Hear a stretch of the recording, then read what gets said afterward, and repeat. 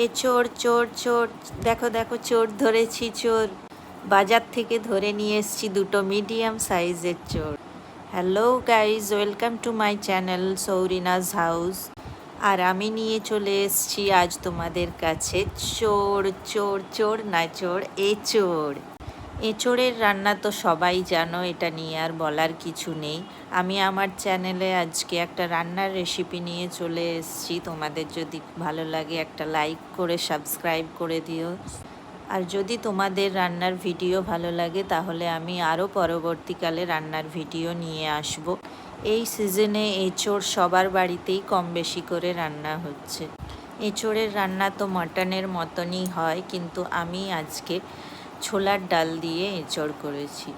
আর এই রেসিপিটাও প্রায় সবাই জানো তোমরা। জাস্ট ছোলার ডালটাকে আগে থেকে ভিজিয়ে রাখা হয়েছিল, দিয়ে সিটি দিয়ে দিয়েছিলাম 3-4টে। দিয়ে যেমন তেলে 5 ফোড়ন দিয়ে, শুকনো লঙ্কা তেজপাতা ফোড়ন দিয়ে, পেঁয়াজ আদা রসুন টমেটো দিয়ে, নুন হলুদ জিরে গুঁড়ো ধনে গুঁড়ো দিয়ে এঁচোড় আর আলুটাকে আমি আগে থেকেই সেদ্ধ করে নিয়েছিলাম নুন হলুদ দিয়ে। তারপর সেটা কড়াতে দিয়ে নেড়ে ছোলার ডাল, সেদ্ধ ছোলার ডালটাকে দিয়ে নাড়াচাড়া করে জল ঢেলে দিলেই হয়ে গেল এঁচোড়। শেষে তোমরা একটু গরম মশলা বা মিট মশলা যার যেরকম পছন্দ দিতে পারো, একটু নুন চিনি স্বাদ মতো। এই রেসিপিটাও খুব ভালো লাগে, তবে আমার সব থেকে ভালো লাগে চিংড়ি মাছ দিয়ে এঁচোড়, এঁচোড় চিংড়ি।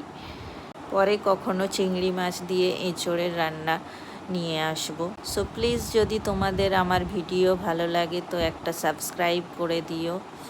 অ্যান্ড আমার এঁচোড় রান্নাও কমপ্লিট। So tata.